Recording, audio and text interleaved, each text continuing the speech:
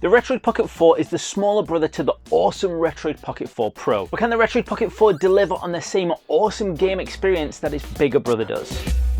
If you've seen my Retroid Pocket 4 Pro review, you know how much I love that system. It is pretty much the retro gaming handheld console I've been wanting for the past 2 years. But the Retroid Pocket 4 is the cheaper version of the Retroid Pocket 4 Pro, coming in with slightly less powerful internals. But as we've seen in the past, these light versions or normal versions compared to the Pro counterparts can actually pack a massive punch when it comes to keeping up with the gameplay experience, with the likes of the Odin Lite being so much more value for money than the Odin Pro. But can the Retroid Pocket 4 do the same job? Now, the Retroid Pocket 4 and the Retroid Pocket 4 Pro actually have more in common than they have different. When it comes to looks, aesthetics and feel in the hand, they are absolutely identical. If you want a more in-depth overview of the form factor of the Retroid Pocket 4 and all the extras and improvements over the Retroid Pocket 3 Plus, then you can check out the Retroid Pocket 4 Pro video where we go into depth on that. But to summarize, the Retroid Pocket 4 shares the same awesome screen, great form factor, real nice solid quality feeling in your hand, analog triggers, great analog sticks, and fantastic pocketability. The quality and feel of the Retroid Pocket 4 is like for like with the Retroid Pocket 4 Pro, and everything that's amazing about the Pro you're going to find in the standard model as well. But this is where I'm going to stop the direct comparisons, because we will do a Retroid Pocket 4 versus Pro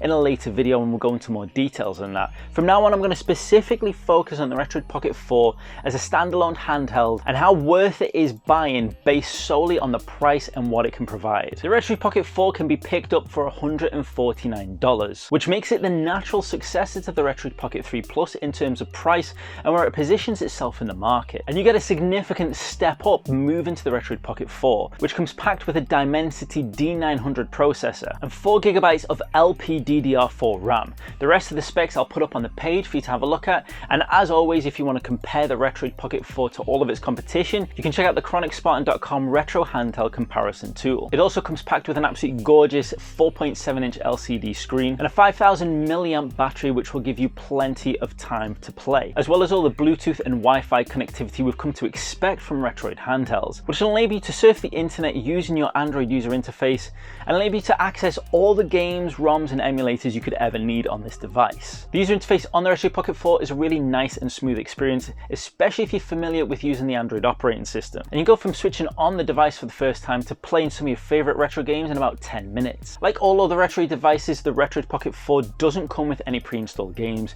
so you'll have to install your ROMs yourself or download games from the Google Play Store if mobile gaming is your thing. But on to the biggest and most important question of all: how does it handle video game emulation, and more specifically PlayStation 2 and GameCube emulation? You see, if you're like me, for the past couple of years I've been waiting for that sweet spot of awesome PlayStation 2 and GameCube emulation that you can have in the palm of your hand for a really reasonable price. And at around about $150 we've been touching the edges of getting decent PlayStation 2 and GameCube emulation, but it's always been slightly off. It was never quite where I wanted it to be a completely enjoyable experience. However, the Retroid Pocket 4 takes a massive step forward towards that. Now, to put it simply, the Retroid Pocket 4 can handle pretty much all GameCube and PlayStation games I threw at it, with the exception of about 1 or 2.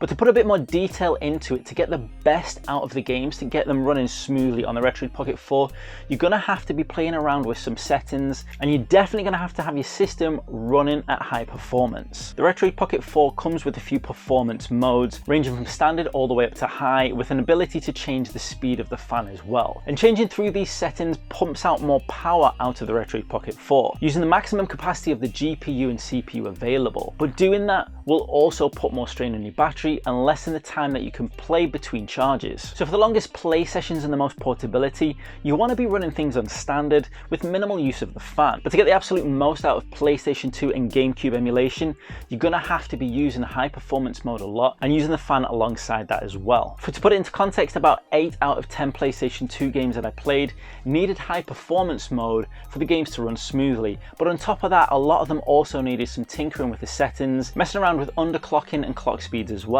And the same can be said for GameCube as well. Although for GameCube, moving over to high performance mode tended to make the difference most of the time. But what it ultimately means is that the Retroid Pocket 4 is able to pump out some awesome PlayStation 2 and GameCube emulation. Using the device to the maximum of its capability, you'd be enjoying GameCube and PlayStation 2 games as smoothly as you could on their native devices. And at $149, this is amazing. This is where I was hoping we were going to get to in 2024, and it's so awesome awesome to actually be there. Over the past 2 years, there's been some amazing improvements in retro handheld systems, but there's also been some missed opportunities, and there was a potential of diminishing returns at some point. But to see a device at this price point being able to give PS2 and Gamecube emulation in the palm of your hand is absolutely amazing. If you're somebody that's comfortable with Android, is very familiar with retro gaming handhelds, and has no problem tinkering around with the settings to get the most out of the emulation experience, then the Retroid Pocket 4 is a fantastic choice, and it's currently the best console for $149. But if you want a much easier experience, something you can just jump into with minimal effort and not having to push the system to its limits just to get smooth gameplay, ultimately meaning you'll have more battery life for on-the-go gaming, then the Retroid Pocket 4 Pro might be worth considering. If you want to find out more about how awesome the Retroid Pocket 4 Pro is, check out this review right here.